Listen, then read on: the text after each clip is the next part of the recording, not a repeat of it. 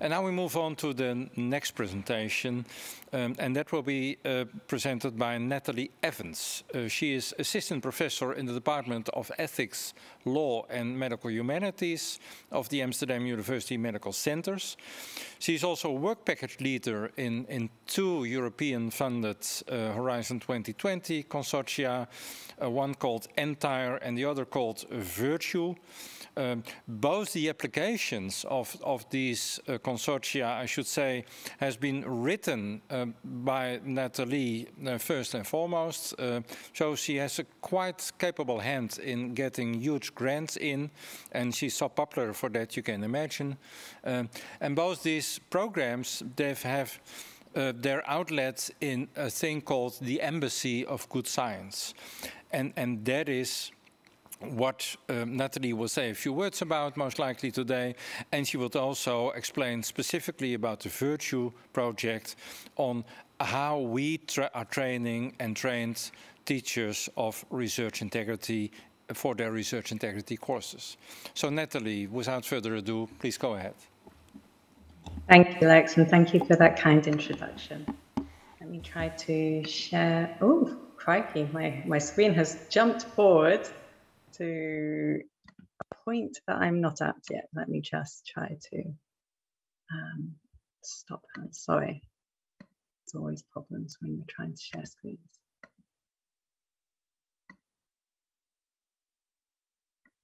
Okay, here we are. So I hope you can see my slides in presentation mode.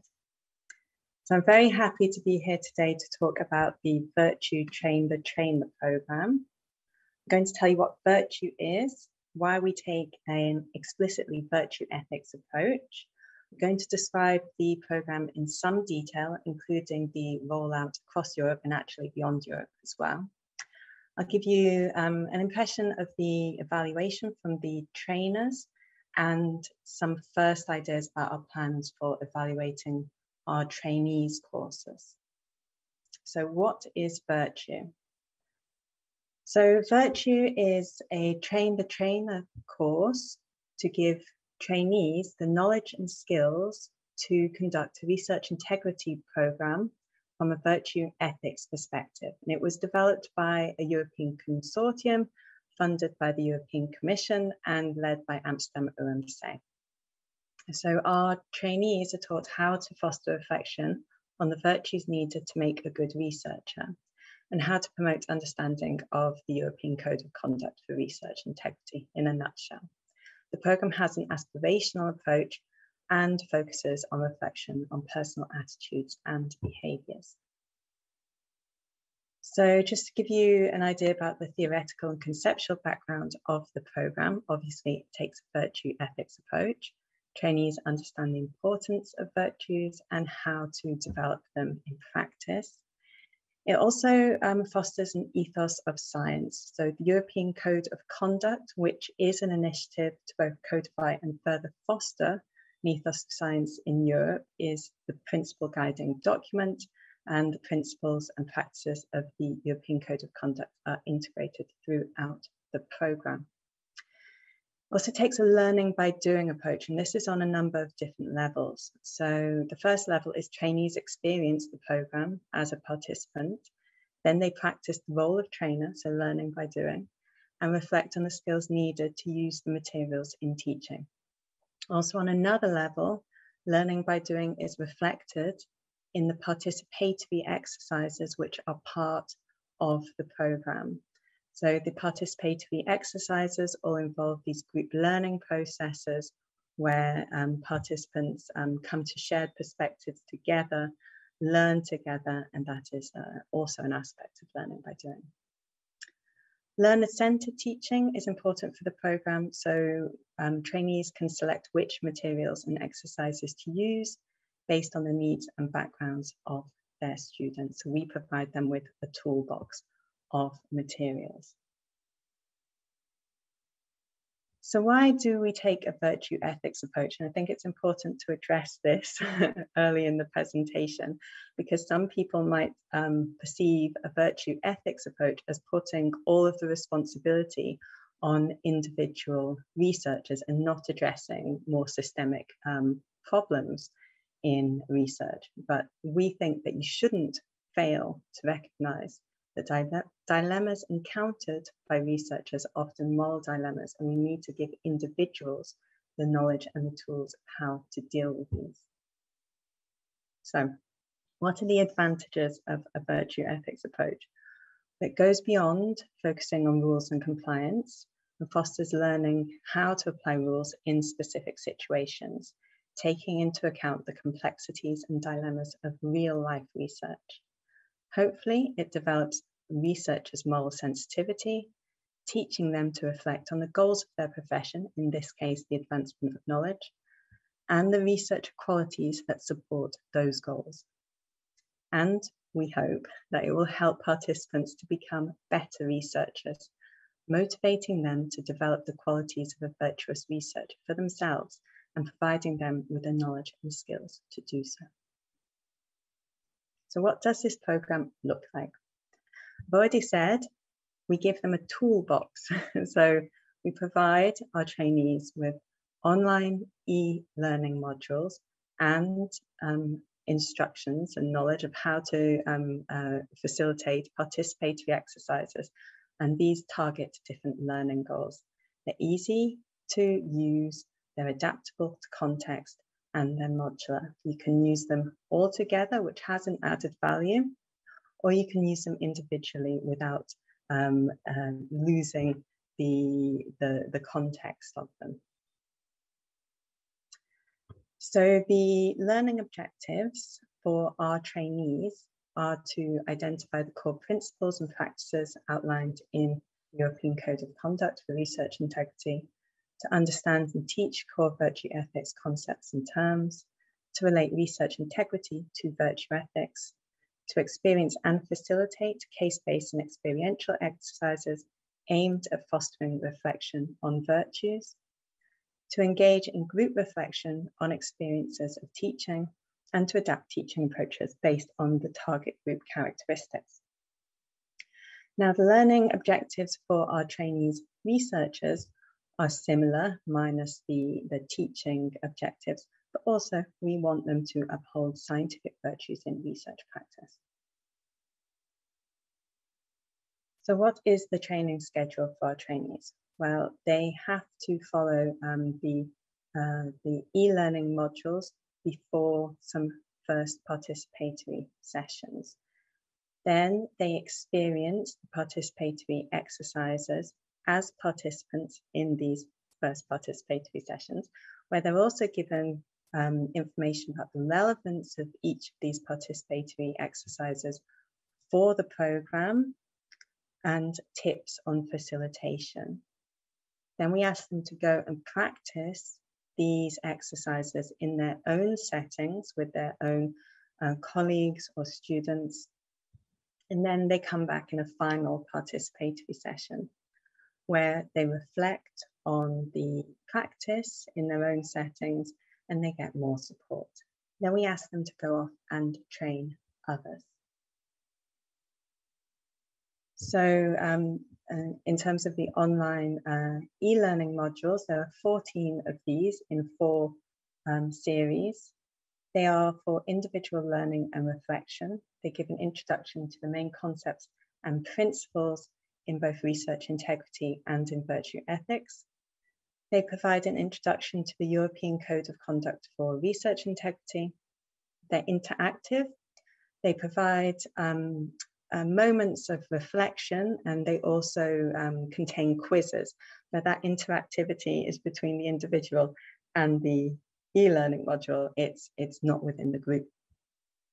We also ask them to prepare for the participatory sessions by reading some topic pages, which we call theme pages, to read instructions about how to facilitate the participatory exercises and watch videos on them.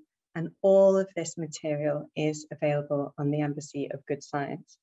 As Lex said in his introduction, the Embassy of Good Science is a platform that brings together all of the information about research integrity and research ethics in Europe, hopefully, that we have put together. And all of this material for the virtue training is there and available openly and for free. And it's all Creative Commons BY4 licensed. So we want everyone to use it, even if they're not one of our trainees.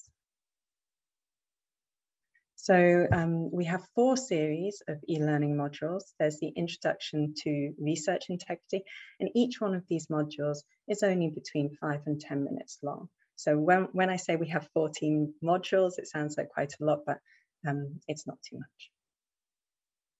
There's the Introduction of Virtue Ethics to Research Integrity, Virtue Ethics under Current Research Conditions, and an introduction to responsible supervision, mentoring, and role modeling. After our trainees have followed these e-learning modules, then they participate in the participatory sessions. And there are 5 exercises that they experience and then learn how to facilitate. And these exercises are used to encourage group reflection on actual practice. I won't go through them now because I'm going to go through them in the following slides.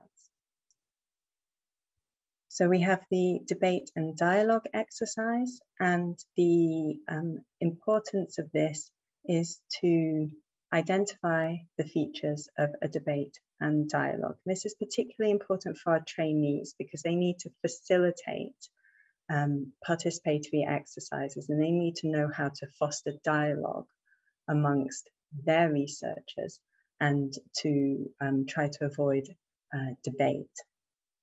So it sets the tone for the other exercises. Dialogue is important for group learning processes and important for moral reasoning and ethics education in general. We also have used the Rotterdam Dilemma game. I think you've heard a couple of people saying that they use this today. So we also use the Rotterdam Dilemma game, and we've modified it for specific purposes. So the aim of the use in our program is to reflect on alternative courses of action and identify the principles and practices at stake. So we actually ask the participants to identify the principles from the European Code of Conduct that are at stake in a particular dilemma. We ask them to identify what kinds of questionable research practice is being demonstrated, and we ask them which virtue would guide them in making decisions about which course of action they would take. So that's how we modify it. The relevance is to create a space to talk about research integrity issues without having to talk about personal cases, and it's often used as an icebreaker. And we also have the self-declaration approach. And here, the aim is to understand the multi-dimensional nature of goodness. So basically, just that we use the word good to mean many things and in many different contexts. Well, what does it really mean to say that you are a good researcher or that you do good research? So the relevance of this exercise for the program is that it links virtuous behavior to good professional functioning. We also have the virtues and norms exercise. So the aim of this exercise is to help participants to identify virtues that would guide actions, so their own virtues that would guide their actions in real research integrity dilemmas, and to describe the course of action that they would follow.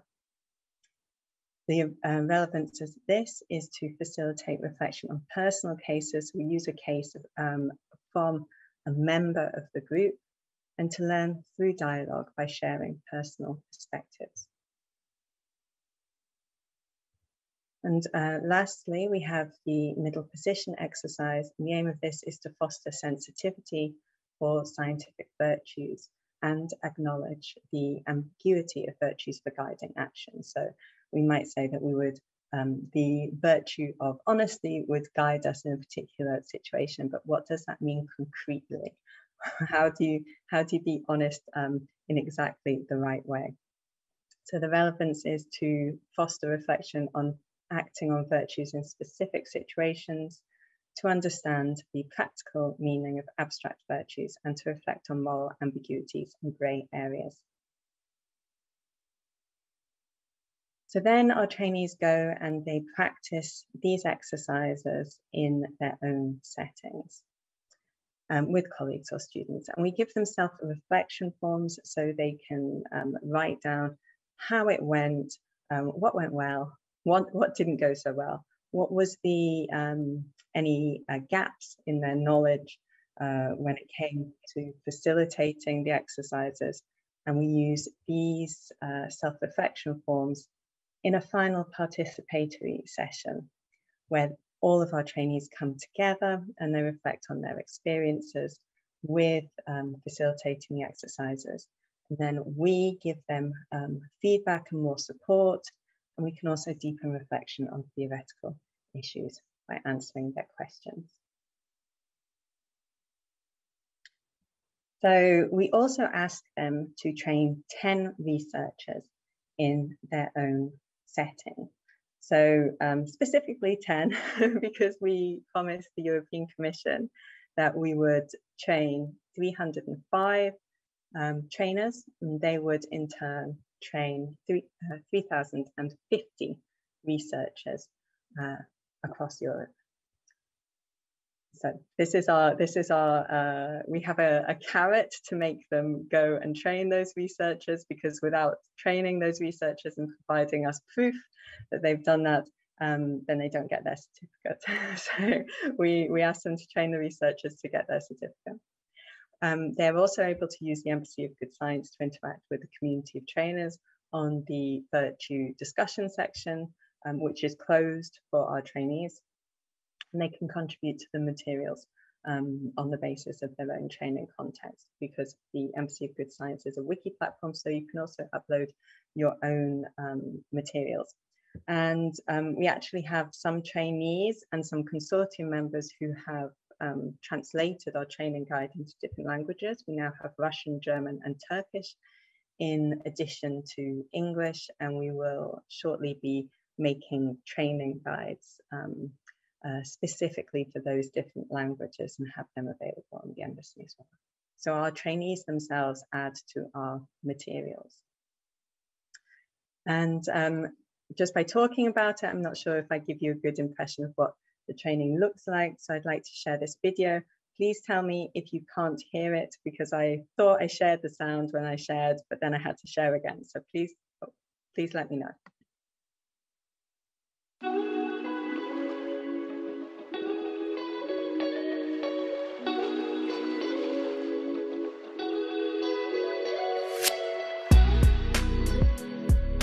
In the Virtue Train the Trainer program, you learn what it means to be a good and virtuous researcher. And you get tools to teach others how to reflect on dilemmas in research.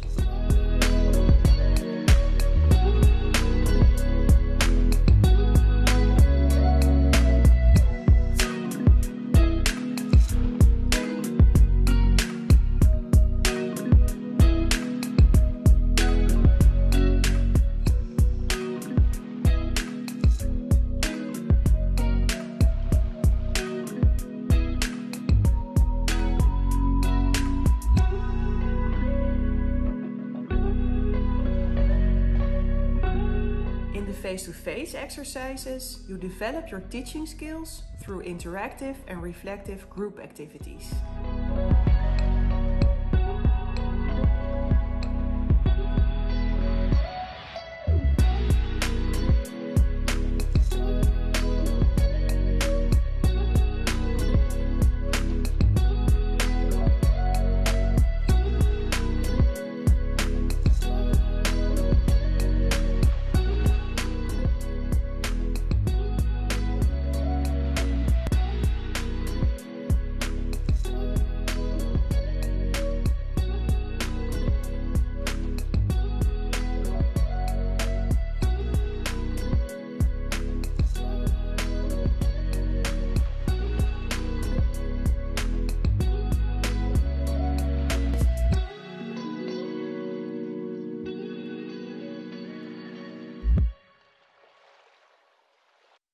Okay, nobody said anything, so I assume that you could hear that video. So, like I said, we promised the European Commission that we would train 305 trainees, and they would train researchers across Europe. And the project is finished now. It finished at the end of last month.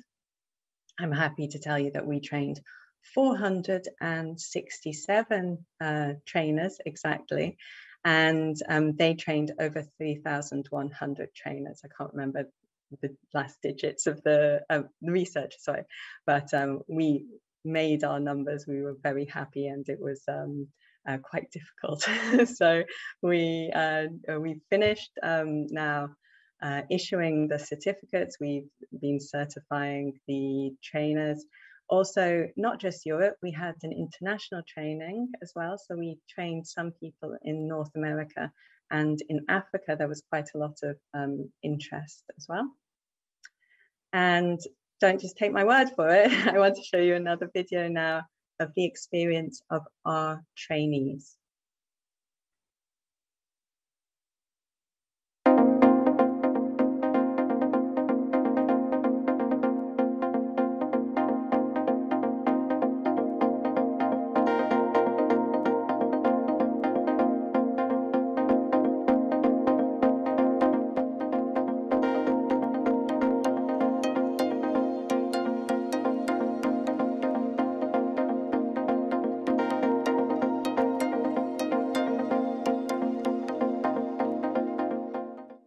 All participants were amazing. Hierarchies were gone. We had a very colorful group, right? With different experiences at different levels in the hierarchy, and everybody just contribute. Openness, I suppose the way the training has been designed, it really facilitates people to being open and being honest with regard to their own experiences when it comes to research integrity and research ethical issues. Being a part of a global community that promotes responsible science. There is a strong connection between theory and practice, because we start by examining real cases of violations to research integrity. Then, through reflection, dialogue, and critical thinking, we encourage our trainees to seek the best course of action. And of course, in many cases, there is no solution. The fact that you can tailor the training to quite specific needs, and you don't need to have a one-size-fits-all. When you get feedback where participants are saying, look, when's the next session, when's the next seminar, where are we going with this? You would have had participants that would have started off from mere inaction, not knowing nearly how to handle certain scenarios, to at the end of the seminar having an insight, look, that actually, when I encounter these dilemmas or these issues, I actually have a choice here. There's options available to me. And I think that that's really very rewarding. The sense of empowerment that participants said, okay, we are not alone. We can fix problems. And the focus of virtue training on doing the best possible thing instead of doing the right thing brought in some kind of ease and saying, okay, we are not just simple receivers and we are not suffering, but we can identify some holes, right, in which we can act. The focus on building moral character emphasize how to be in the middle position. So you hear about being righteous, doing something that is good, being courageous. How could one be courageous? Could one be too courageous? So it was so attractive. It was a time of reflection for every one of us here in a setting that we could think about our own character. Reach out with this and reach as many as possible. It would be super cool if we had refresher training courses to exchange and see what new methodology is there, what new tools can we use, and how can we encourage participants. Adding on additional exercises based on our experiences, based on feedback that we're getting from the participants. I must say that my hopes are becoming a reality, because next Monday I will start my first official course within a degree program here at the University of Parma. We are thinking of a national research integrity training using the virtual approach. We're training more than 5,000 physicians and then medical students. I feel that virtual training has come to stay.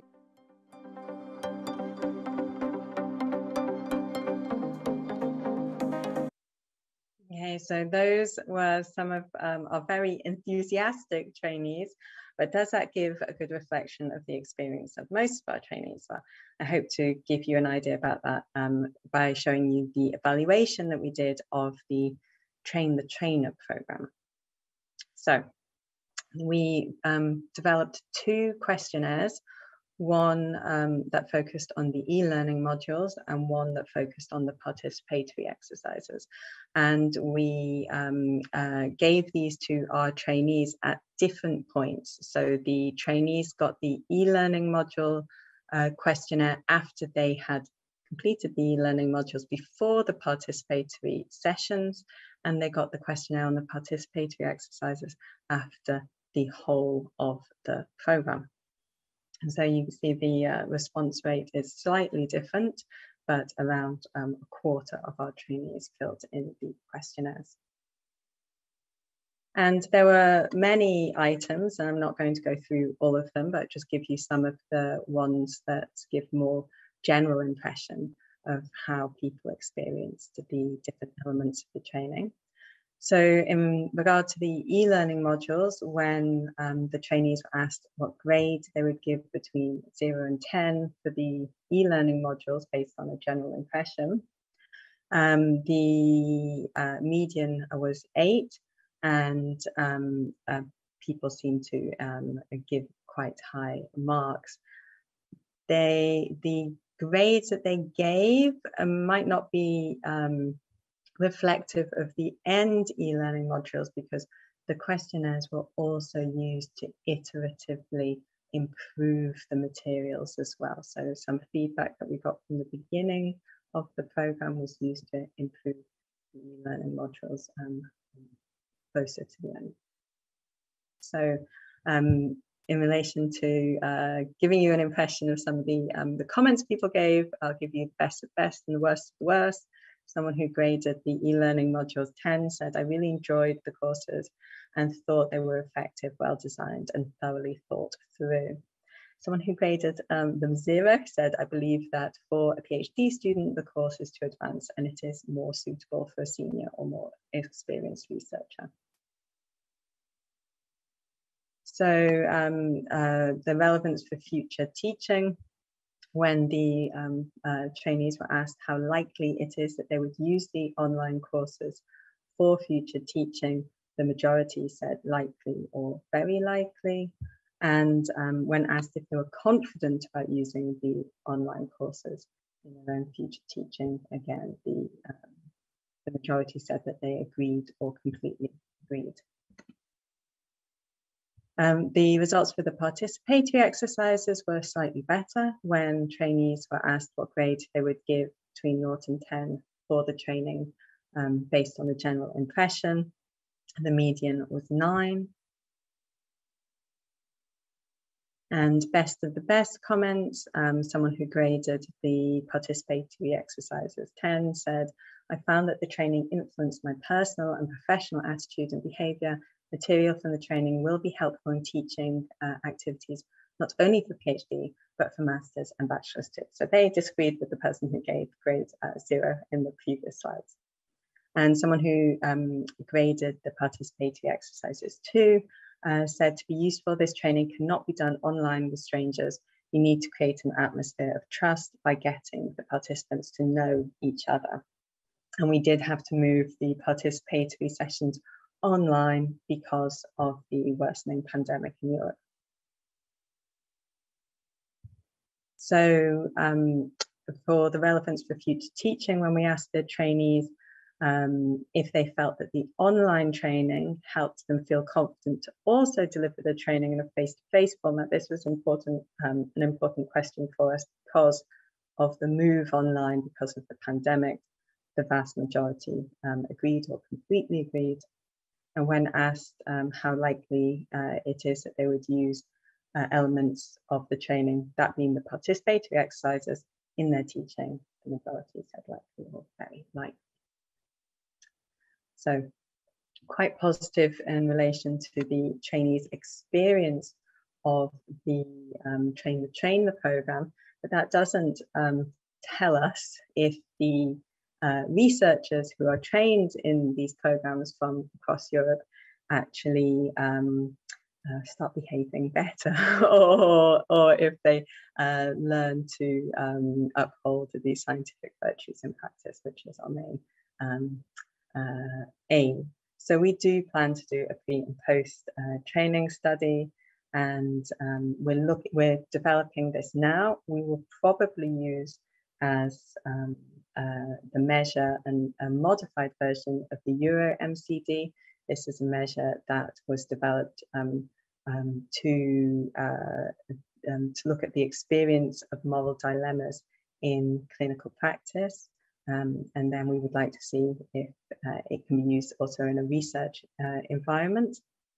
And we would do this study in the locations that have really embedded the virtue approach, either for PhD students or for master's students. So that includes us at Amsterdam UMC, also Split School of Medicine, who've embedded it for PhD students, the University of Reading that have embedded the approach, or they have a one-year pilot to give everyone the virtue training from master's students to the dean, was what I was told.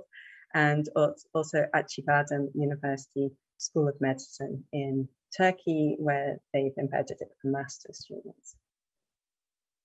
And I'm also happy to announce that the PhD course in Amsterdam UMC, which is based on the virtue approach, was also awarded one of the commendations for academic integrity that we've talked about today a number of times. So we were one of 10 practices across Europe that were awarded this honour. So obviously I present this on behalf of everybody who's worked so hard on it, the whole of the Virtue Consortium, and also the trainees who've worked so hard in training researchers across Europe. And I'm happy to answer any questions. Well, thank you very much, Nathalie, for your enthusiastic explanation of this training, the trainer course, that has been so successful and even generated a whole fan club and testimonies from people who liked it so much. I'm impressed, and I will not be the only one, I guess. Let me start with a practical question by Helene. She says, how should virtue training groups be best composed? Heterogeneous in terms of research experience, knowledge domains, or better homogeneous? You seem to have done it heterogeneous, but would the opposite not be better, or did you explore that as well? I mean, we've got experiences of both. So we've got experiences of running the course with heterogeneous groups, because our trainees themselves are a very heterogeneous group. They come from all different disciplines, from different faculties, different countries sometimes when we bring them together for the international training. And also we've got the experience from Amsterdam UMC, where we run it for the PhD students from the academic hospitals who are perhaps a little bit more homogeneous. And I think that when it comes to discussing the dilemmas that people experience, there are some obviously discipline-specific aspects that are very easy to explain because they're usually not the most complicated things. People, when people are sharing dilemmas, that it's more trying to think through the situations, trying to understand the social context. And this works, I think, in heterogeneous groups and homogeneous groups equally well.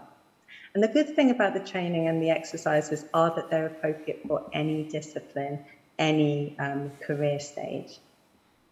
Yeah, well, thank you. That makes sense what you say. Let's talk about sustainability, Nathalie. When you have ended a project like you have with this Horizon 2020 virtue training project, especially when it has been successful, sustainability is always an issue, and it's a difficult issue. And what I know that you are giving all the stuff to the world to change and adapt and to work with it. how sure are you that this will lead to sustainability, and especially how will you manage some quality assurance as we go along? That's a really nice question. So we've tried to make sure that the training materials are very openly available on the Embassy of Good Science, but very complete in the instructions to trainers.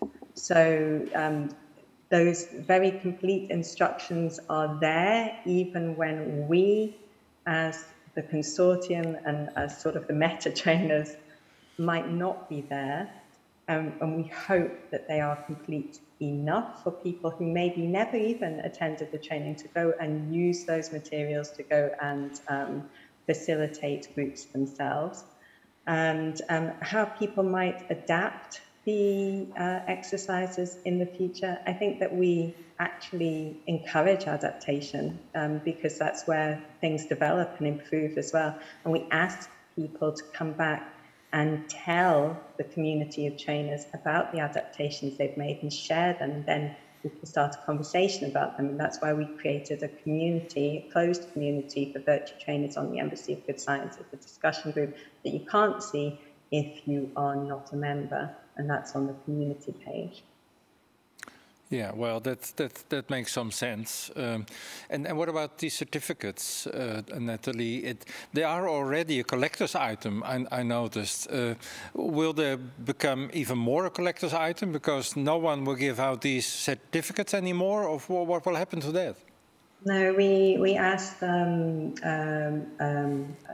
Dorian Caracas, I don't have difficulty pronouncing his surname, who signed our original certificate along with Guy Wittershoven, our PI, if we can issue the certificates after the duration of the project. So the original consortium members, we've come to an agreement on how to give the trainings ourselves now for a fee. So we have an agreed fee for international trainings, and national trainings we can set our own fees, and we will continue to give train-the-trainer courses and masterclasses as a consortium, as consortium partners. Okay, that's and issue certificates. Yeah, that's an interesting idea. So it's a kind of offer to use the materials and to conduct your own trainer course using these materials. That's quite nice. Doreen is asking us a similar question, at least in the same domain, and that is how are trainers expected to obtain their and maintain their obtained level of expertise on which you certify them. And one of the people in one of your videos asked that as well. Will there be follow-up courses, refresher courses, meetings once in a while among people who are organizing these courses? What have you in mind for the future? We've actually set a date for the first masterclass, and that will be, I think, in June 2022, where we will invite our trainers to come together and talk about their experiences of embedding the approach in courses, and we'll give specific instruction on embedding and sustainability and evaluation. So we are very committed to continuing to provide that support to our trainees. Yeah, and finally, Nathalie, well, it's a slightly personal question, maybe. It has been a whole adventure, this project. It was not always easy, but it was an adventure, and it ended rather well. And I'm just curious, what are the one or two things you personally learned most from this adventure of developing the virtue, piloting it, and getting it implemented? I think that, well, maybe before I can say what we learned most or what personally I learned most, I can identify the biggest challenge that we experienced, and that was the pandemic. So we were supposed to start rolling out the face-to-face training when the restrictions started. So then we had to put everything online and adapt everything. And I think that we learned that the exercises were more resilient than we thought they were, that on the online environment, there's a lot you can do to create a nice dialogue with small groups that maybe we wouldn't have thought was possible before the pandemic. And it also opened up opportunities. It closed opportunities, but it also opened up opportunities, like the international training, where we had such amazing interest from specifically Africa. So, and attending one of the workshops and one of my trainees from Nigeria was a real highlight. So I think we learned that with these very big projects, that sometimes you have to adapt and go with the flow, and some opportunities will close and some will open. I'm not sure if that's such a good answer. Well, it is an answer, and in fact you told us, more or less, at least that's my understanding, that the pandemic was awful for this work, but it was a blessing in disguise maybe as well, because you learned things, you developed things in a way you probably would not have done as well without the pandemic. Is that fair to say? I think it actually probably helps with sustainability and our reach, that we made sure that the materials were so transparent, open, available, and that we could do everything online. I think you're right in that respect. Yeah. Okay, well, thank you again, Nathalie. It has been wonderful to hear this fascinating success story. I hope it will go on, and 5 years down the line, the stuff will still exist, high quality, and be alive and kicking. And let's both wish for that.